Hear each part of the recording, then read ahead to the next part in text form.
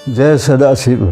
आज हम शिव महिमा का गुणगान करते हुए यह जानने का प्रयास करेंगे कि क्या है शिव सहस्त्र नाम जप का प्रभाव और भगवान राम ने क्यों किया शिव सहस्त्र नाम का जप।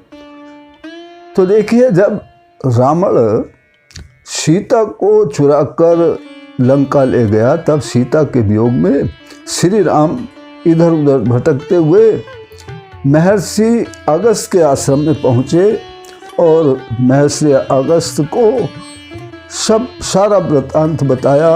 तब महर्षि अगस्त जी ने कहा, हे राम, यह रावण बहुत बलशाली है, समुद्र के बीच में उसने लंका बना रखी है, उसमें सीता को रख रखा है, वह तुम्हारे पास कैसे आ सकती है। उस रावण ने तो सभी देवी देवताओं को बांध रखा है, सभी देव स्त्रियां उसके यहाँ कार्य करती हैं और शिव के आशीर्वाद से वह तीनों लोकों का निष्कंटक राज्य भोग रहा है। इंद्रजीत नामक उसका पुत्र है, उसने इंद्र सहित सभी देवताओं को पराजित किया है, उसके नाम से देवता भागते हैं। उसका किला लंका देव दानवों द्वारा सर्वथा अजेय है और उसका सैन्य बल भी अधिक है। तब श्री राम ने कहा, हे मुनि, मैं क्षत्रिय हूँ और मेरी पत्नी का उस दुष्ट राक्षस के द्वारा अपहरण हुआ है। यदि मैंने ऐसे शत्रु का संहार नहीं किया तो मेरे जीने से क्या लाभ है। अतः समुद्र को पार कर मैं उसका जिस प्रकार वध कर सकूं वही उपाय आप मुझे बताइए। आपसे बड़ा कोई गुरु मुझे नहीं मिल सकता। तब महर्षि अगस्त जी ने कहा, हे राम, यदि ऐसी बात है तो तुम पार्वती पति भगवान शंकर की आराधना करो, उनकी शरण में जाओ, वे तुम्हारी अभिलाषा पूर्ण अवश्य करेंगे और वही कर भी सकते हैं। ब्रह्मा विष्णु और इंद्रादि के द्वारा अजेय शत्रु रावण बिना शंकर की कृपा के कैसे मर सकेगा। मैं तुम्हें विद्या दीक्षा देता हूँ, उससे तुम मनुष्य भाव से दिव्यत्व को प्राप्त होकर शत्रुओं का संहार करोगे और समस्त भूमंडल के स्वामित्व को प्राप्त कर लोगे और सभी कामनाओं का उपभोग करते हुए शिव सायुज्य को प्राप्त हो जाओगे।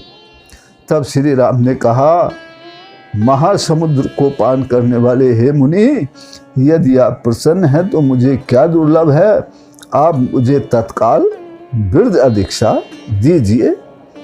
उनके ऐसा कहने पर महर्षि अगस्त ने उन्हें पाशुपत व्रत का उपदेश देकर शिव सहस्त्र नाम की महिमा बताते हुए शिव सहस्त्र नाम का उपदेश किया और फिर कहा कि तुम इसी का सदा जप किया करो, इससे भगवान शंकर प्रसन्न होकर तुम्हें पाशुपत अस्त्र देंगे, जिससे तुम समुद्र का शोषण कर शत्रुओं का संहार कर अपनी प्रिया सीता को प्राप्त कर सकोगे।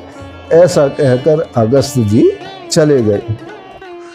अगस्त जी से उपदिष्ट होकर भगवान श्री राम ने गोदावरी के तट पर रामगिरी पर्वत पर शिवलिंग की प्रतिष्ठा पूर्वक स्थापना की और गोदावरी के जल से उन्हें स्नान कराते हुए वन के पत्र पुष्पों से उनकी पूजा करते हुए व्याघ्र चर्म धारण कर शिव सहस्त्र नाम का जप करते रहे। श्री राम ध्यान मग्न हो गए और समाधि में स्थित हो गए। कुछ समय बाद एक भीषण ध्वनि हुई जिससे पृथ्वी हिल उठी और क्षण भर में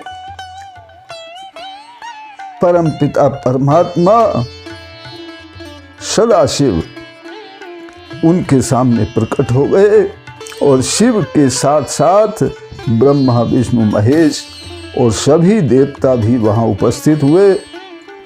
तभी एक दिव्य रथ प्रकट हुआ और भगवान शंकर नंदी से उतर कर रथ में बैठे और उन्होंने राम को अपनी गोद में बैठाकर उनको पाशुपत अस्त्र और एक कभी समाप्त न होने वाला तुरल और धनुष बाण राम को दिए और कहा कि तुम राम से युद्ध करोगे, मैं काल बनकर रावण को और सभी राक्षसों को समाप्त करूंगा, आप सिर्फ निमित्त मात्र रहोगे। और इस प्रकार से भगवान राम दिव्य रथ पर सवार होकर राम से लड़े और विजयी हुए और सीता को वापस लाए। तो ये था शिव सहस्त्र नाम जप का प्रभाव, जिसके प्रभाव से राम ने रावण जैसे दुष्टों को मारा और सभी पृथ्वी पर अपना स्वामित्व जमाया और पूज्य भगवान राम सबके आराध्य भगवान राम बने। परमपिता परमात्मा सदाशिव के सहस्त्र नाम जप को हम भी करते रहें, इसी प्रार्थना के साथ फिर मिलेंगे अगली वीडियो में। तब तक के लिए जय सदाशिव।